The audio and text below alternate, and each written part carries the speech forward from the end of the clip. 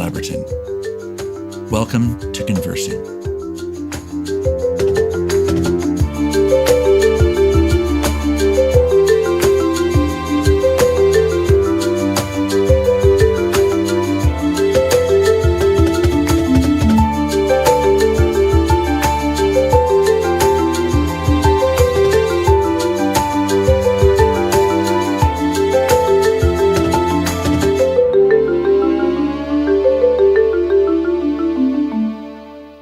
I'm so delighted today to welcome Nikki Toyama-Szeto as our guest on Conversing. Nikki is a person that I've known for some time, and we've had a chance to work fairly closely together on some projects.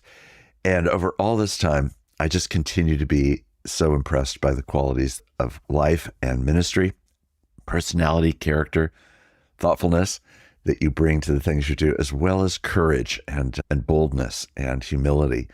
That's a unique blend of things. You have been known as a significant evangelical leader, albeit we're going to discuss the problematic character of that word evangelical, but you've been in important leadership roles in places like InterVarsity Christian Fellowship, the Urbana Missions Conference, International Justice Mission, and you began a little while ago, a few years ago, as the new executive director of what was then Evangelicals for Social Action, now Christians for Social Action. Mm-hmm. All of that is going to be on the table for our conversation. And I just want to say, Nikki, it's truly an honor to have you. So welcome. Oh, Mark, thank you so much for having me on. I always enjoy a chance to chat with you. You know, we have walked lots of roads together in recent years, but I think the one that I want to start with is the process that it took to step in following a founding leader, Ron Sider, who established this long ministry now of Evangelicals for Social Action. He did so at a time when no such energy and effort had been coordinated in this way. And he made such a difference in the course of the decades of his leadership. Yes. And then you are the person to succeed him, and you almost immediately feel compelled to change the name. I love that combination. I can't think of a better person to be in that exact situation.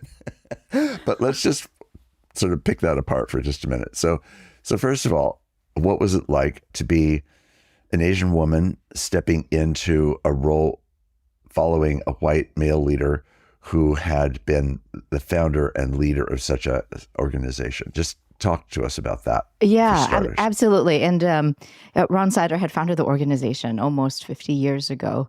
And then I came in and joined. And I will say, right after Ron, there was the appointment of two co-presidents, as there is sometimes a tendency to do. And then after that, there was a single president. So one of those, the co-president didn't work out. So then one of those remained.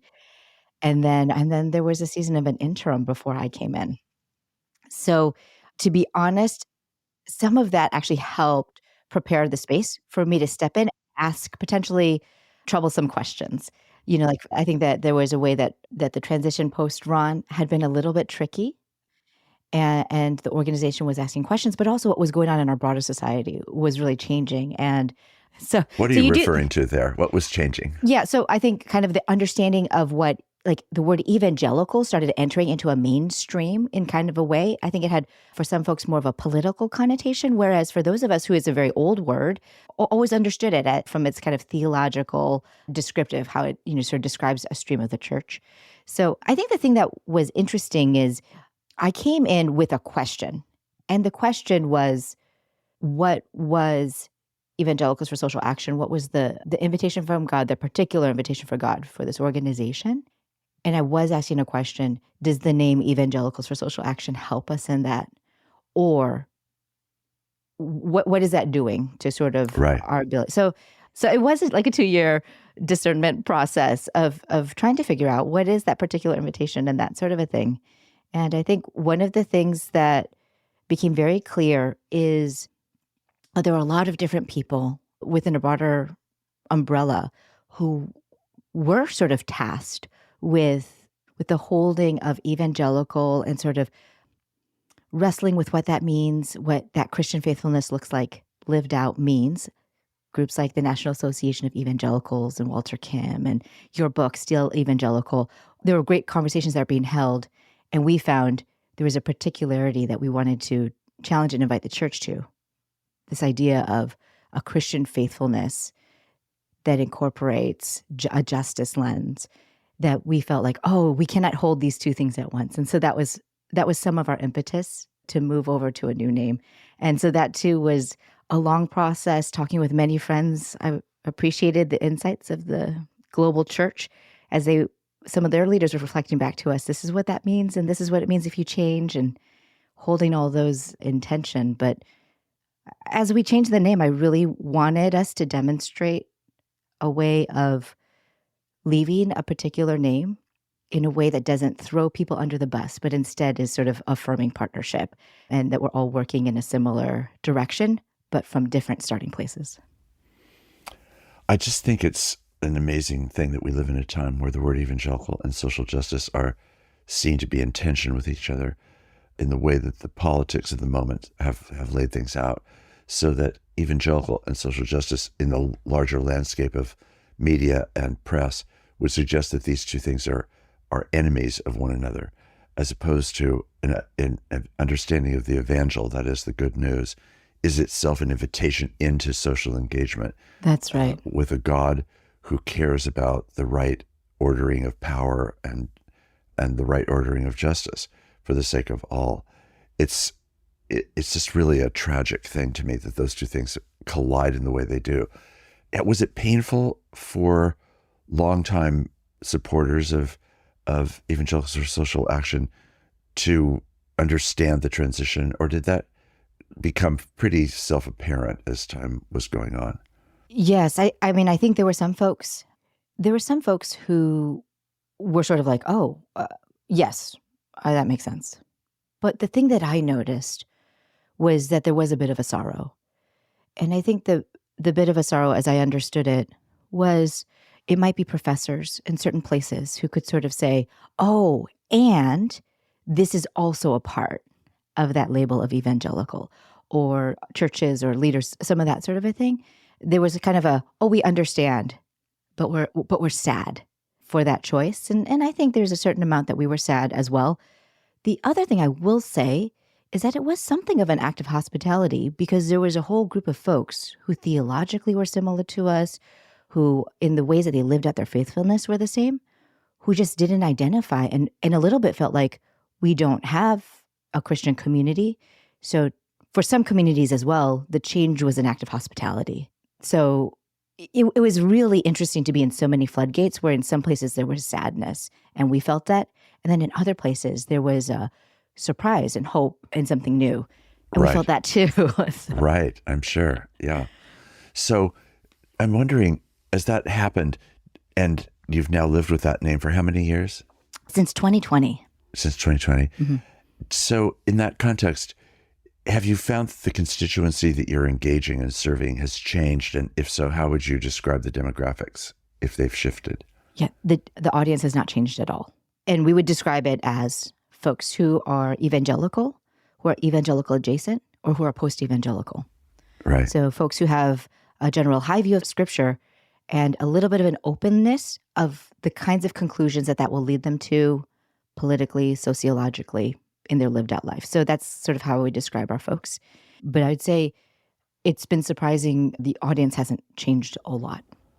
And has the agenda changed? No, the agenda has not changed. So the purpose, the mission, still a very high view and a commitment to following Jesus and studying the Bible and being informed by that as we go and ask the question, what is it that God is doing in this place? You know, one of the things that I admired very much about how you led through this is explicitly your leadership. And I've admired that in different contexts that preceded your time now out with CSA. But I'm just curious, as you think about the ways that you've been formed as a leader, what have been some of the primary either lessons or people that give you the sort of instincts that I would call wise instincts? We see a lot of powerful instincts in leaders, but not necessarily a lot of wise instincts in leaders. So I'm just curious, what has cultivated your wisdom You may not want to choose that label for yourself, but I'm bestowing it Oh, with and whatever Mark, and I'm minor too young authority I to have. be called all that wise. Well, I mean, I would say I've been very passionate about leadership for a long time, and have always been just curious about that for, honestly, probably it's just like, even I can think through kind of elementary school, sort of different early impulses and Right. the impulse to organize, Yes, set a vision, yes. and to kind of, but one of the things that I think was rather formative for me, and I would say this is kind of in the first 10 years of my work in ministry.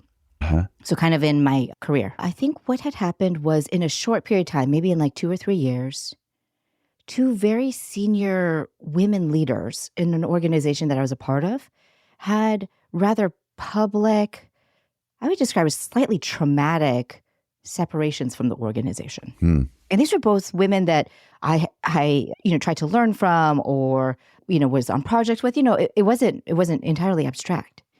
And I think there was something in that kicked off my quiet observing mode about leadership.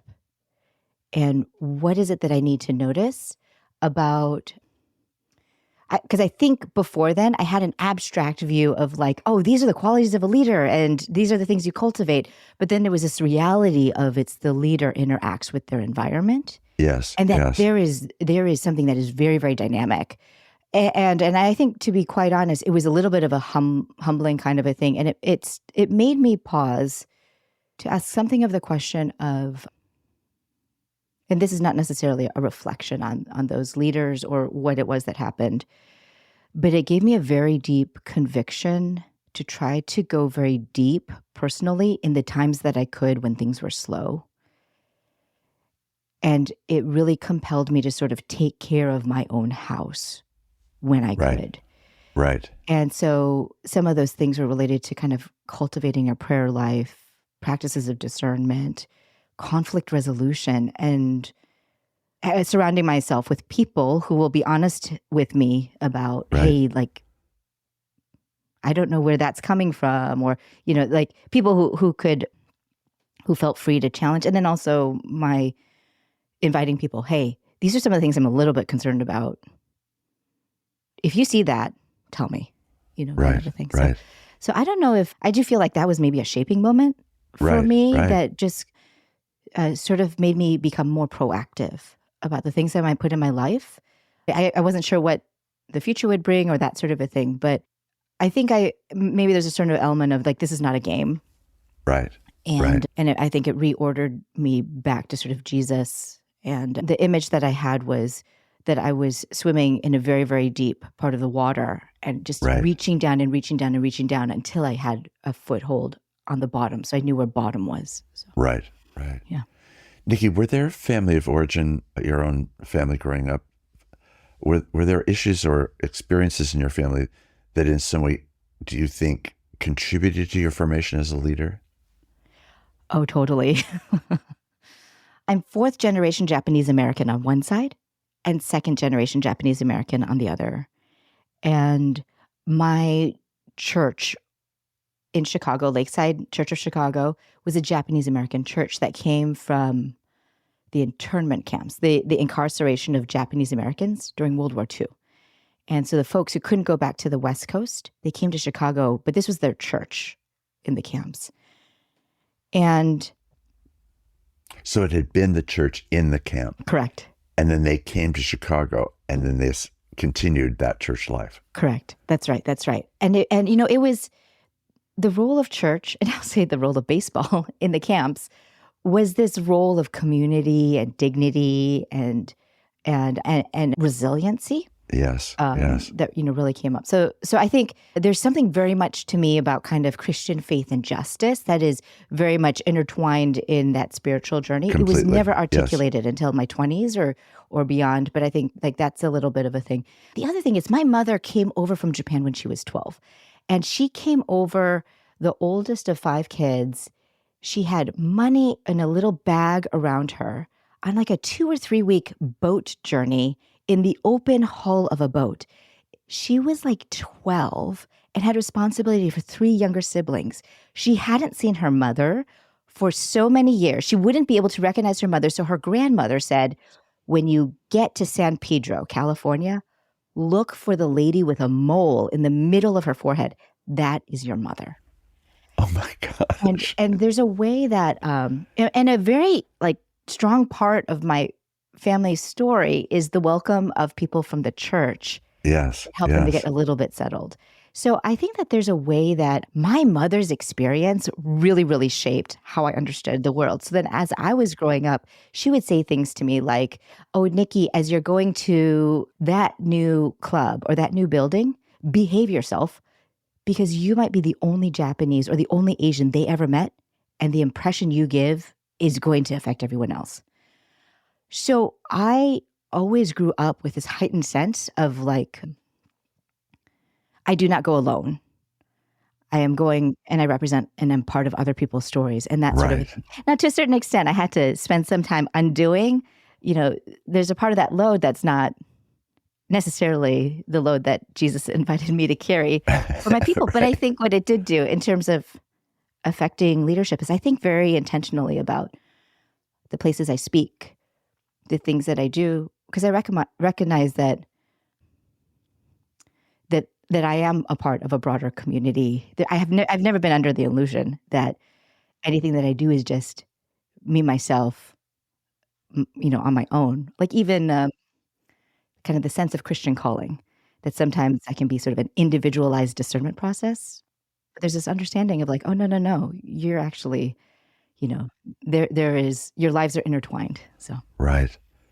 Well, I do think that having known over the course of my life quite a number of people whose parents were interned, I think it's given me at least a little bit of a understanding of what some of that experience demanded. And out of it, the children of such individuals and families mhm, was this sense of resilience and courage mhm, mhm, that had to rise up instantaneously to mhm, do something and be treated so unjustly, and to determine through faith or not how they were going to live in a world where such things could happen. mhm, And mhm, I have felt at times watching your leadership that I feel as though there is a resiliency in you mm, that comes from someplace. It's gotten nurtured from someplace, and obviously that's part of why I wanted to ask about your family of origin, because I knew that story, and I'm just moved by the legacy that has produced.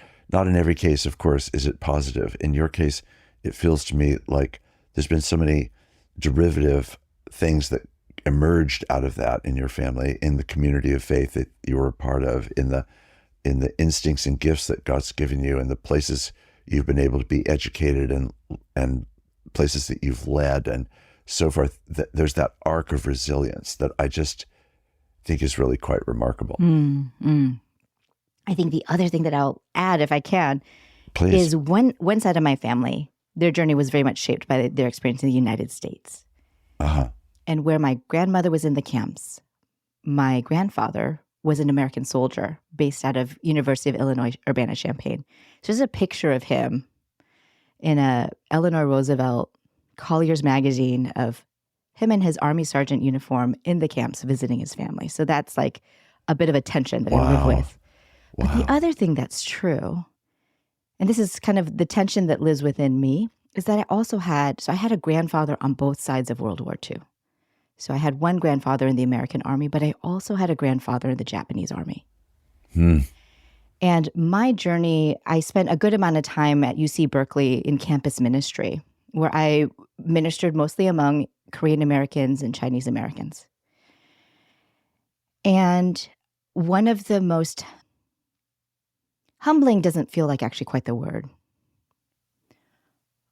almost soul-crushing experiences I had Hmm. was when my students were patient to walk alongside me, to share with me their family's experience of being in Asia and their experience of the Japanese soldiers.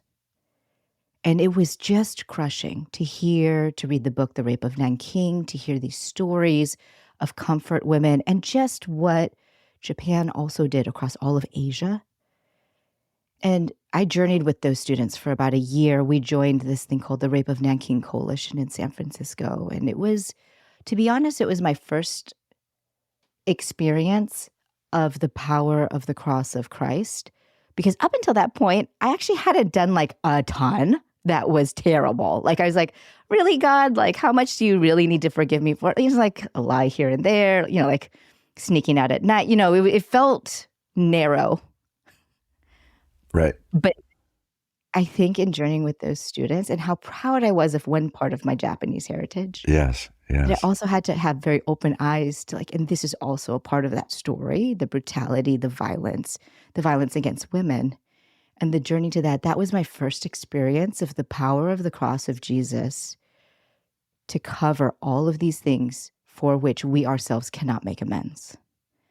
And I was doing that in the grace and kindness of the students that I was supposed to be leading on their campus. So I Say think more about that. What does it mean that the implications of the cross of Jesus had the impact that you're describing? Just take us into more detail about that. What does that mean? I think my understanding of sin was very interpersonal. It's very like, oh, I did that. Oh, I realize it at some point. Oh, I go in and I say, I'm sorry. And, and I kind of felt like everything was within arm's length of what I could make amends. But, in theory, I understood that God comes and he is able to reconcile, make amends, restore that which is sort of irreparably broken. But to be honest, I didn't feel like, I think that was sort of my understanding of that. And that the bigger sins were outside of me or something to that effect. But I Right. think what I began to see was to recognize something about like systemic sin, to recognize something about that there is something beyond what I do interpersonally, I think recognize in a sense the nature that was within me. And maybe that was part of what it was, is I recognized that if given similar situations, that would have been, like I could see that in my own self, my own pride in my culture, the way that I would look and judge people. Those are the sort of things when you dehumanize another person that lead you to feel okay. Right. Right. Those are the conditions that are required.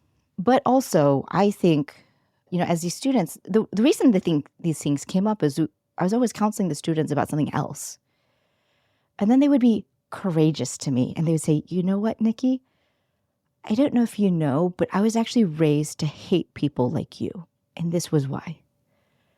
And I think it was as I was listening to other people's stories that my ability to say, I am so sorry that that's what happened, felt grossly insufficient and also almost dishonoring in its poverty of a response. That's where I felt like the cross of Jesus sort of steps in. Right. If that makes sense. So I think it's like I can only hear, but there is nothing I can do. And that's where it's like, oh no, I recognize this is the work of Jesus in and doing. I don't know. So that's where I think that really popped for me. So, the courage of those students to be so candid with you is moving. I mean, it says, first of all, they trusted you a great deal to even be ready to tell you that, right? Right. And yet at the same time, it was intertwined with this formation that had shaped them, as they said, to hate a person like you. Yeah. That must have been amazing. Yeah. No, absolutely. So I think in my leadership, I walk between these two things of both how do I steward and honor well, but also a recognition of, I think just this recognition of what those things unbridled could look like as well. Yes, yes. It's not uncommon to experience leadership that is self-interested, primarily self-interested leadership. And the leaders that certainly the scriptures would suggest are the leaders that we are meant to be are people who in self-knowledge and self-criticism have the capacity to lead in a non-self-interested way, but not without self-interest, but without self-interest being the dominant theme. And one of the things about your life experience, your gender, your race, this political and social history that you're describing and all of that is that it has given you this potential stockpile of self-knowledge and of self-critique, which doesn't automatically yield self-knowledge and self-critique, but in your case does. So how has your faith informed your ability to be self-aware and to be a leader who is self-aware and self-critical while not then being paralyzed by some of those things, but instead being refined and transformed by those things so that you can be a stronger leader and that other people can benefit from that deep work that you've done yourself? I think early on, I always wanted to be honest with God. And I always tried to push, like, I am not going to protect God. That God has the capacity to receive every question that we have, every challenge, every criticism, every concern, every anger. That there, because I think I didn't grow up from that posture. I grew up with a different posture of our God is a God of polite words and kind requests and sick grannies. Sort of a. There was a pretty strict lane. And so my spiritual journey has been one of recognizing, God's capacity to not have to be defended by us, but can kind of house all these questions. Oftentimes one of my prayers is, God, you said this was true about you, but I don't see it. So either help me to see what you're doing or be true to your character. Like that kind of just wrestling with, just being a little honest. And I think one of the things that I've found to be true is that God is faithful. That God has been faithful. Maybe not, I have not noticed it in the moment, but God's ability to hang with really, really hard questions and really complicated things, I have not yet found something that God cannot yet hang with. In all of its nuance, all its complexity, but also its like super simplicity. And so I think that there's something about having that kind of a posture that has made it a little bit easier for me to ask some of those questions of my own history, of my own inclinations, of that sort of thing. This sense of God's love for me and delight for me is greater than I understand. And so that there is a spaciousness to actually look at things that may be scary or sort of ugly. Right. I will also say I'm a little bit bent as an internal critic, so my capacity to take a look and find flaws where they may not be, like, I'm really good. Like, I'm Olympic gold medal level good at picking out something. And so that's another focus of prayer. How not to completely deconstruct your whole self endlessly. Everything. Yeah, I share that inclination.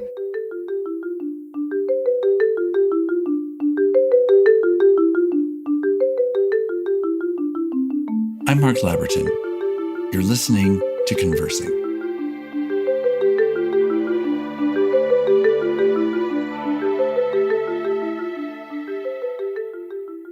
So I'm curious, you come now to this moment of leadership, this incredible political year that's before us, the projects and focus that the Christians for Social Action is giving, the convergence of this background piece, the work of CSA, the moment socially that we're in the United States, the fact that apparently 62% of the world in this coming year will have changes of leadership at a national level, 62% of the world. Yeah.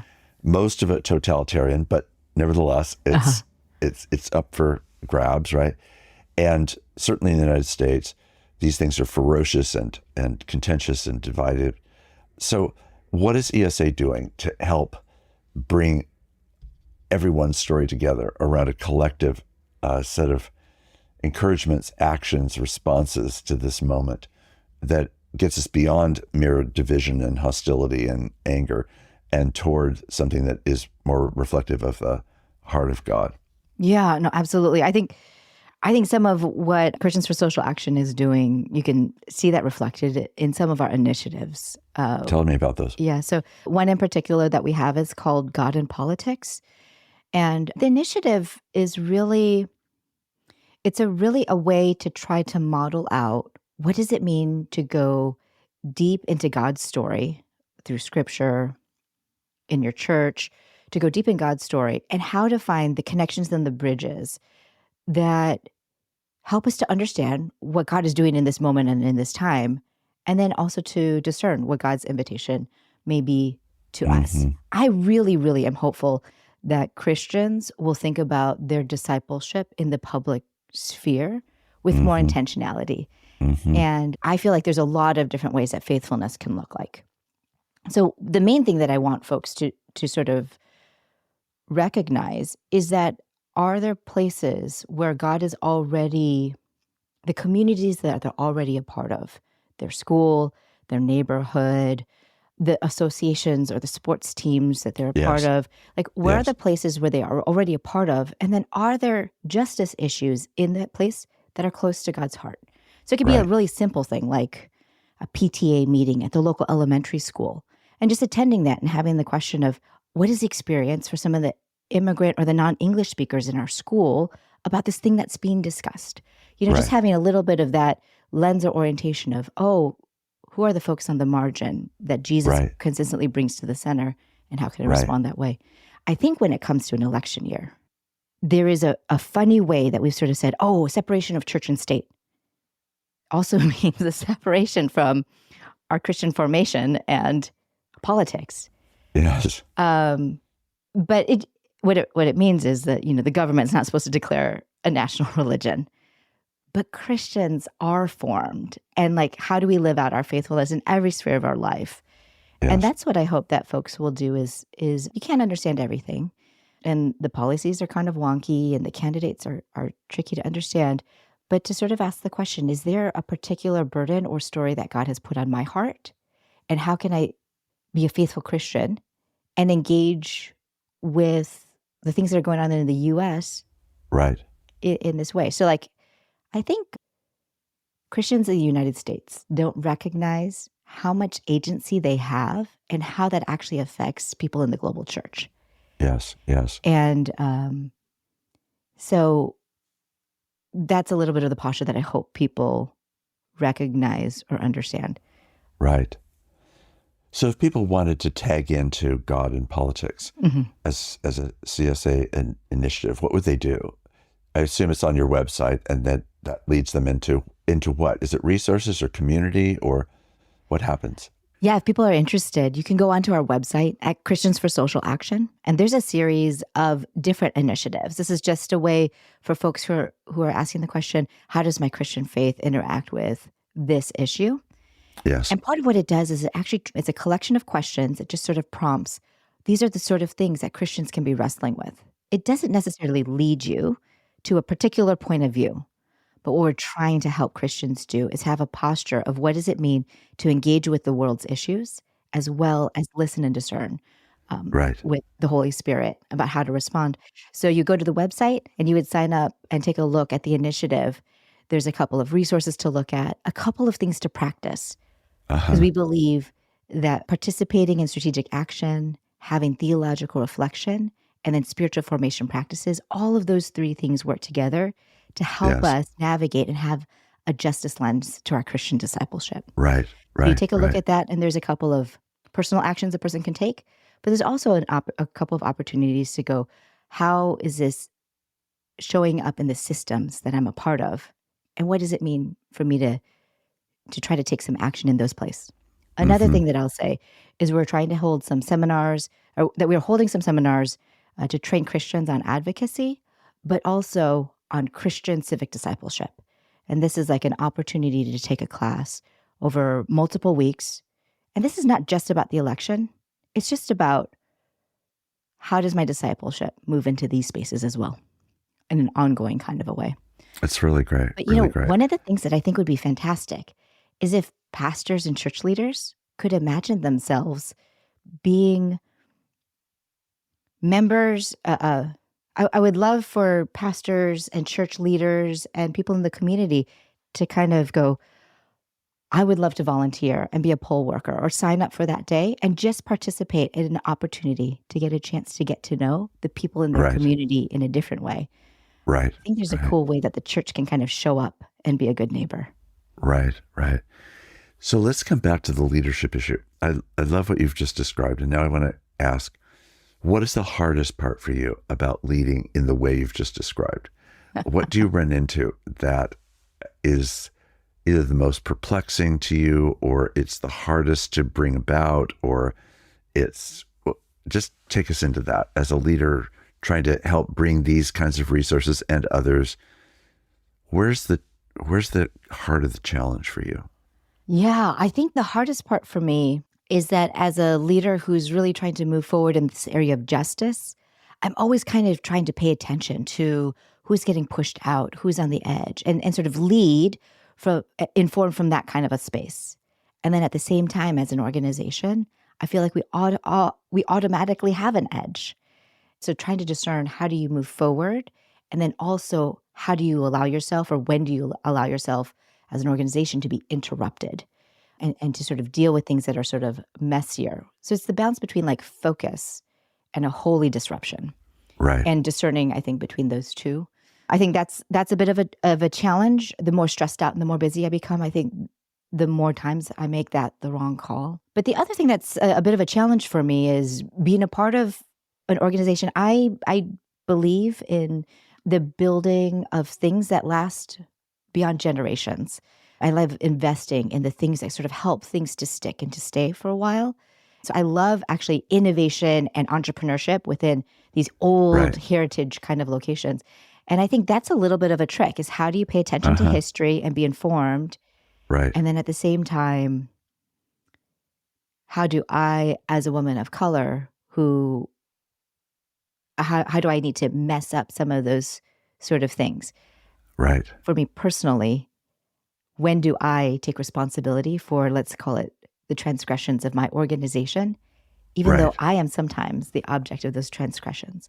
So Yes. I think that also seems to be a tricky thing. Sometimes I am a leader and a head, and then other times I am the person that I'm experiencing. So navigating between those two and trying to be faithful to both at the same Yeah. time, I think Yeah. that feels like a challenge for me. Yeah. Yeah. That's very well said. I think as the president of Fuller, I felt the same tension because I came in having huge regard for my predecessors as presidents and great thankfulness for Fuller, and being aware in my own lens of the things that I think were wrong about Fuller and things that needed to really be seriously changed, and the depth of the changes that I thought were needed. And it's all happening in real time. It's always live theater. It's never as though there's a dress rehearsal somewhere, and then you have the real performance. It's like, no, you're just always on, and Yes. and you carry in your role the burden of the institution for good, bad, and otherwise. Yes. And you are the potentially one of the instigators, by no means all, but one of the instigators of self-critique as an institution and transformation as an institution. And holding all those things at one time is the challenge, I think, of being in an organization that has a legacy and a history and an urgent need to reconceive and remake how it's going to live into its future. So Yes. yeah, really big. So do you have the answer? I do. Yeah, I have it all down. I achieved it. Yeah. No, I only groped in the dark and believed that God would somehow meet us. But it is a constant work, which is partly going back to your comments about spiritual formation and taking time, especially in seasons when it's possible, to go deep rather than to go frantic or grow protective or grow defensive or whatever. It's to go deep, is to really acknowledge the depth of spiritual formation that actually that very tension sets up for my own change. Being in that place, how is God going to change me in that very work? And then how does that become potentially an instrument in helping to actually change the institution or the movement or the organization that we might be responsible for? Yeah, no, totally. I appreciated that you were saying that there's no dress rehearsal. It's just all live, because it's like, oh, That is true. I always sort of feel like, oh, if I had a chance to practice. Yes. But there is. Yes. Yeah. As a woman leader of an organization that had been led by a man for many, many years, by men for many years, how has that part of your work been? Well, it being in CSA has been a great opportunity to a little bit of play with some of those things that you described actually affected and shaped our practices in ways that are both helpful and in ways that are like, oh, maybe that's, unnecessary or that sort of a thing. So I've always worked in institutions that are initially formed, like how the work is done was initially always formed generally by men. And I think being somebody who's also a caregiver in my life, I've always had to sort of renegotiate how some of these things look and how the work sort of happens. So it's been actually really fun to have a bit of a sandbox to sort of play with. How would we reorganize some of these things in ways that maybe that aren't coming up naturally with the current models that we have? So Right. like one of the examples would be we're trying to kind of organize the work by describing the character of the community as opposed to a checklist of theological beliefs that we have. Yes. Yes. Like it was really striking to me. I think it was actually a Fuller class that I had taken once, like a kind of a continuing education where the professor said, it was a class on shalom. And it was so foundational for me. And the professor said, I was asked to sign a statement of belief, but I wasn't asked, to qualify to teach. Yes. But I wasn't asked if I loved God. And something about that had always sort of struck me. So of like, oh, yes, there are some good things we have in place to hold the work together. And at the same time, Right. are there other things that maybe because we borrowed from secular examples or other models that we imported it, but we need to add that particular thing that kind of Christian faithfulness or journeying with Jesus sort of adds. So I think that's been one of the things that I've been trying to mess with it is this idea of like strategic planning and accountability, not calling something human resources, but what does it mean for us to look at the characteristics of the community doing the work that we're trying to cultivate? Right. And but also how do we be faithful to each other and bring in some of the rigor that comes from the other sides as well. Right. So. Right. I have been really encouraged by what seems to me to be the increase in female leadership in various organizations and institutions, and Christian organizations and institutions as well. Not nearly sufficiently, but much more than has been true in the past. And I do think that your appointment is an example of something that could have easily gone to a man and would have, if that had been the right thing to do, that is perfectly fine too. But for them to have chosen you, I think is a statement about what was then ESA, now CSA, and also a statement about you, Nikki, and the work and formation that had happened that led you to really be ready to take such a role and to bring your particularity of gender, race, background, education, leadership experience, compassion, mercy, kindness, justice to a task that is differently woven in your leadership than it would be in others' leadership. And I think that the texture of what emerges out of that creates a plausibility structure about what the organization can be and do and how it lives its identity and practices its identity. It just begins to look really different than it would have looked otherwise. And I just applaud that and am so encouraged by examples that I can think of where that has occurred. Do you find yourself heartened by where women are in Christian leadership, or do you mostly find yourself frustrated with where we are with women in leadership? Yeah, I think I'm heartened by where we are. And as always, I'm a Olympic gold medalist in finding the gap as well. I think there is also so much more that could be true. But yeah, I am heartened. I think one of the things that you are pulling out is that there was some work that was done on the organization side to have the capacity to also receive my leadership. Yes, absolutely. And I wonder if sometimes that's something that's overlooked. And I think that capacity was not necessarily built. there was always this value, right? A lot of people have, well, we want to have the ability to be led by different kinds of leaders. But I think Ron Sider had a particular posture that really showed up in global settings Yes. where he really, where maybe people deferred to him as an expert or as a scholar, and maybe coming from the United States and Canada, like that deference came socially a little bit more quickly. He he had very interesting postures with the organizations that he was in the starting moments of not taking leadership or positions or powers, but having this posture of kind of learning. And it cultivated that over many decades, something of this posture of being a Mm-hmm. part of a bigger Mm-hmm. thing.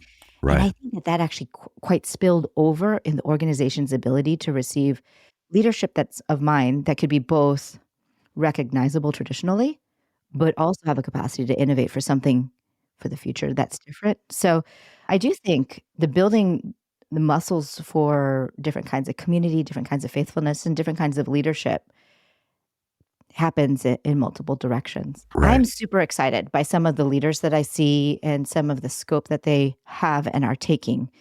Um, and at the same time, I sometimes am surprised. I know so many Christian women leaders who have gone a very independent route Right. because of organizations, denominations, and churches' inability um, to connect well with Right. that leadership. So that's one thing. It pains me when I hear folks talk about a leadership gap in the American church, because I also at the same time just see some pretty extraordinary folks who have, I think, a real anointing for leadership. Amen. So Yeah. so my answer is yes, and more, please, I guess. Yes. Yes. Let's touch on one final thing. You and I have been together in a project called Rethinking Church in the Yes. 21st Century, Uh-huh. and it's for those who are listening to this. It's a project that brought together three different groups: a group inside Fuller, and then a group from around the United States, and then a group from around the world. And each group met independently and has been engaged in this for almost 2.5 years now. And in the United States group, which Nikki and I have been a part of together, there's an emerging podcast that is under development and we hope this spring, land in the public space. I'm just thrilled that Nikki is the voice that is the host for this podcast. And I wonder if you could just share your sense of the experience of what Rethinking Church has been about and what it has helped you to either experience or see or be challenged by or encouraged by.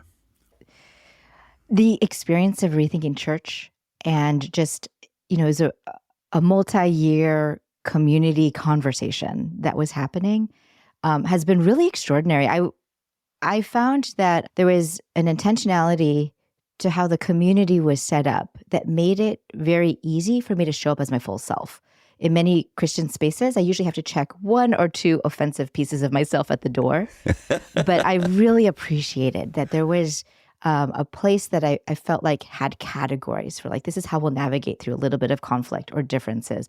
This is how we'll posture something that we find confusing with curiosity. So there's the journey itself, to me, was a rather refreshing and energizing thing. But this collecting stories through this Rethinking Church podcast has absolutely filled my bucket. I mean, it's just fueled my imagination for sometimes I look at the church and I'm a little bummed. But then I hear these stories of people who are asking some really good questions that I myself didn't realize I was asking. And I see them sort of sticking in with God for a bit on that journey. And then to find a way that God is doing something new or he's doing something very old. Yes. And we need to have new eyes to recognize it. So it's Right. just been, I think, a phenomenal, every conversation. I actually feel like I'm a little bit transformed in the mix of it, of like, I'm just fueled by some of the hard things that people have seen, some of the tough things that churches have gone through. Yes. And yet, at the same time, some of the extraordinary little sparks of hope, encouragement, humor, I mean, funny stories. It's been a wonderful journey to get to hear just little bits about what God is doing in different corners of the church.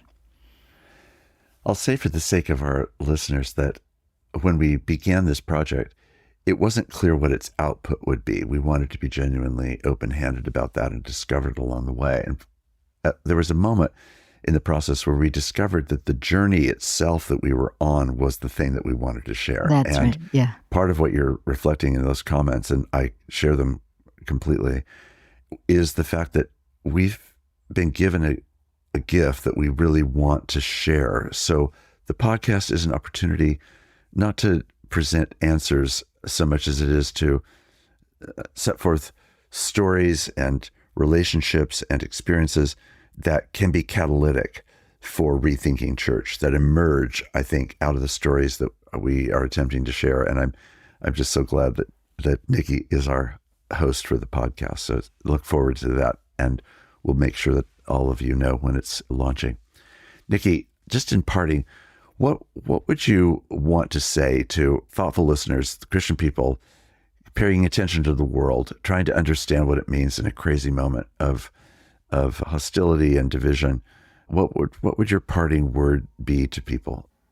Yeah, I think the thing that I go back to is sort of this miracle of the way that Jesus loves us, and Jesus labors for us, and Jesus labors for the church. And I think that there's a way that I can look at divisions, or I can look at injustice that's decades, centuries old, that sort of a thing. And you can kind of go, this is never going to change, or what's going to happen. And then at the same time, I see what God can do, what Jesus can do with somebody's lunch, 2 fish and 5 loaves. But I mostly see what a transformative experience that was, how that built the disciples' friendship with Jesus. So I think there's a way of like, how do you hold the intimate and the individual in tension with the big? And you don't necessarily cut out the one or the other, but knowing that like Jesus fills the peripheral vision for both of those things, both in the small and in the big. So sometimes I need the big to remind me of the small when I'm having a crisis of faith when it comes to one of my kiddos or something. Sometimes the big and abstract help me to have a little bit more faithfulness in the small thing. And then sometimes I need like the everyday surprising beauty of an orange blossom and the scent that has to remind me that some of these entrenchable issues with poverty, or countries that do violence against other countries, that like there's a way that Jesus, the God of the orange blossom scent, is also present in a place where that seems tragic and I can't see a way through. So I think it doesn't feel like a very clear directive, but I think that would be my exhortation to folks who are just trying to keep moving on through. It's beautiful and it's profound. Thank you. Thank you so much. And thank you for this conversation. We look forward to more conversations, but I'm really grateful that we could be together. Mark, thank you. Thank you so much for having me on. It's always such a joy to chat with you.